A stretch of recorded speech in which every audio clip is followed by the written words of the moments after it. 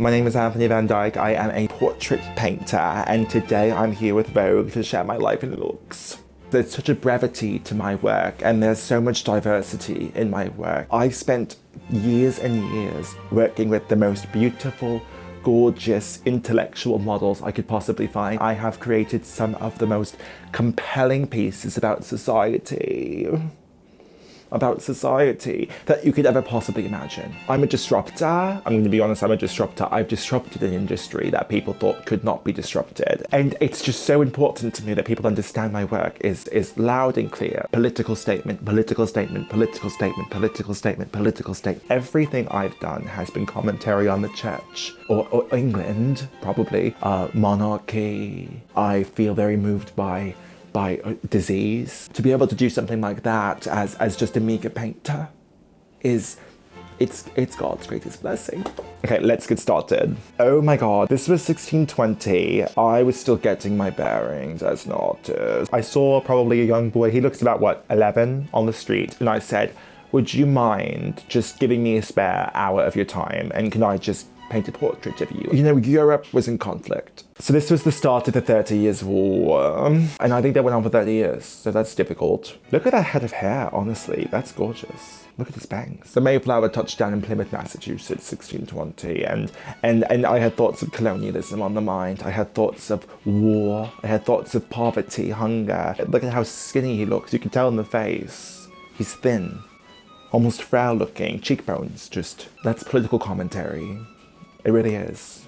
Wow, okay, now this picture. I'm not a homosexual, but if I were, this would be my type. This would be my type, absolutely. I mean, I just can't deny it, that's a gorgeous man. No, this, I don't really see a similarity here. I mean, look at his mustache. I don't have that. That's not me. Also, the hair is a different texture here. But I do understand, I like God creates man in his own image, I create my art sometimes in my own image. So I am sometimes taken by some kind of similar build. Obviously, this person is like much bigger than me, but still all the same, there's something there that I found quite charming about him.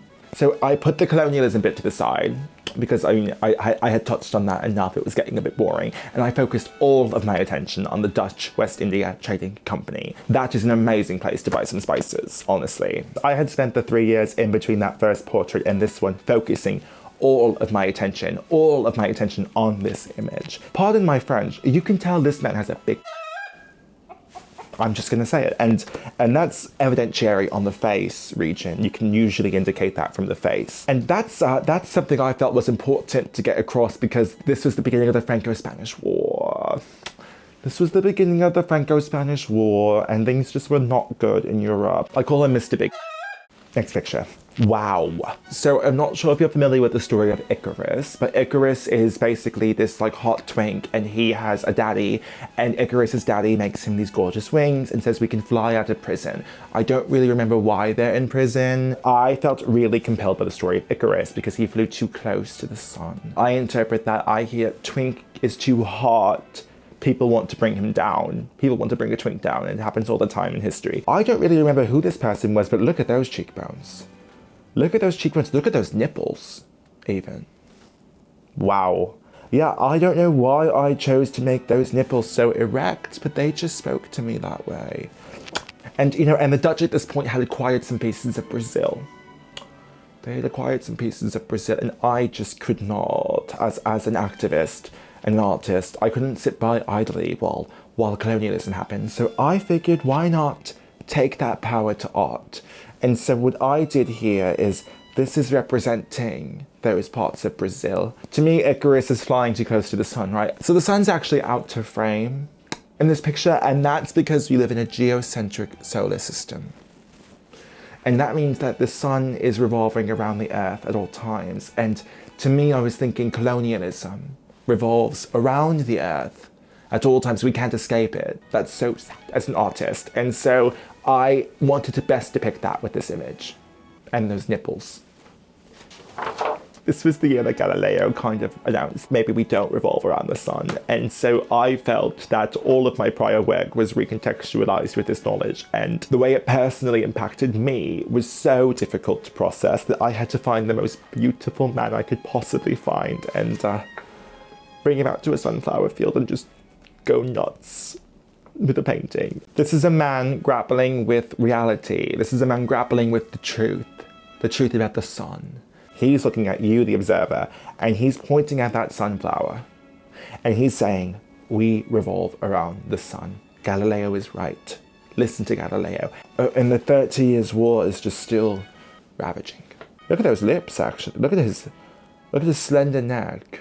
Next picture. This picture I'm quite proud of. I mean, I don't really see a similarity to me. People have said that actually quite often though, thank you for mentioning that. This was 1635 and King Charles I was not doing well in Parliament. He was not doing well in Parliament, and I felt like in some ways I wasn't doing well in Parliament because I'm an empath, and so I wanted to make a commentary about the bourgeoisie versus the proletariat, and I wanted to really let people in on the conflict happening in Europe. And so as you can see, there's bourgeoisie, proletariat. Now isn't this one somber?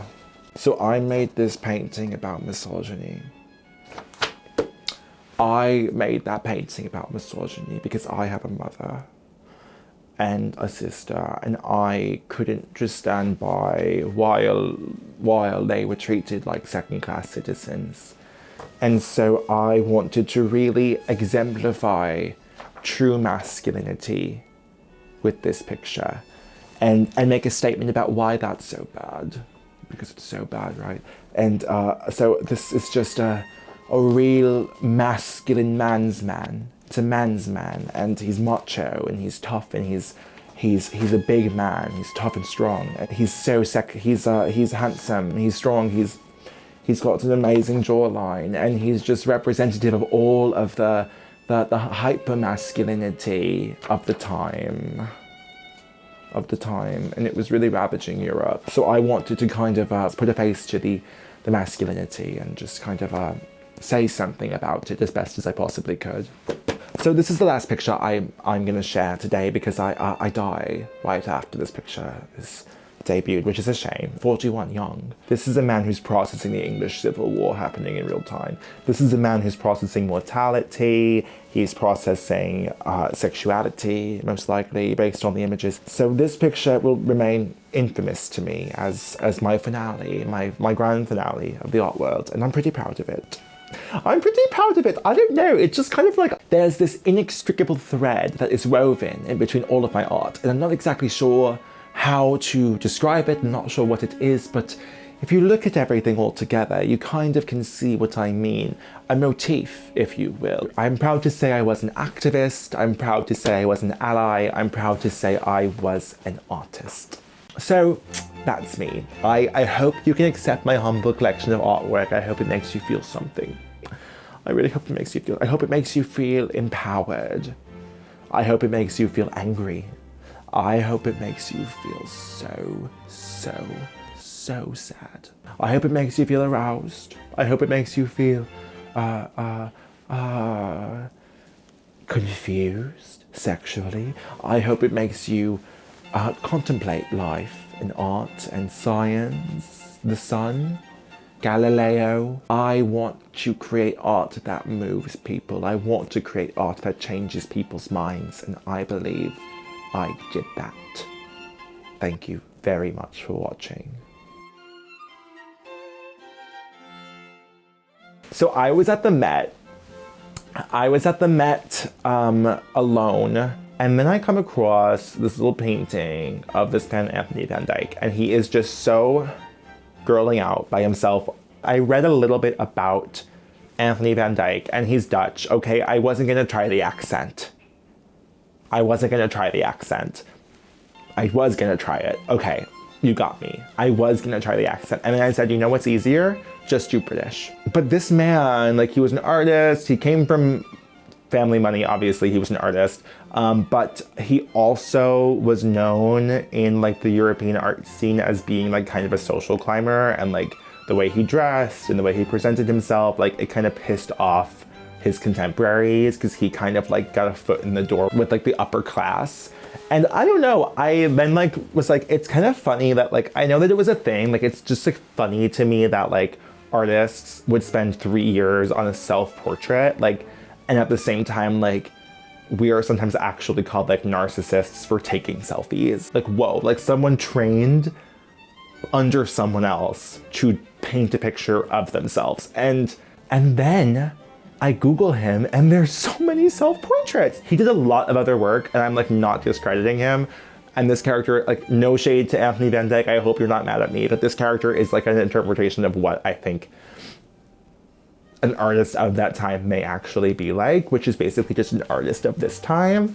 And yeah, that was my little spiel, my explanation of a joke. Who doesn't love that?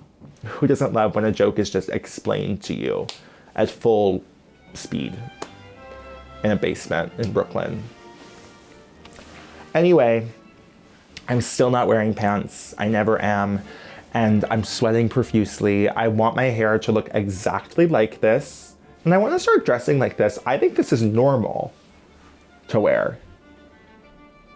And I'm going to start going to museums alone more often. I think we should all do stuff like that. Go alone places. You don't need to be with somebody. I mean, it's nice to be with somebody sometimes, but like, you don't realize who you are. You don't realize who you are until you're alone in public. You don't realize who you are until you're alone in public. That is really like your chance to move through the world, both anonymously and like clean slate. Who am I going to be today? Inspiration strikes. Inspiration strikes. I'm going to go apply super glue to my fingernails and put on another wig and make another video. Thank you so much for watching. Don't forget to subscribe to this channel. Don't forget to follow me on Instagram. It feels like I'm like Hannah Hart doing this.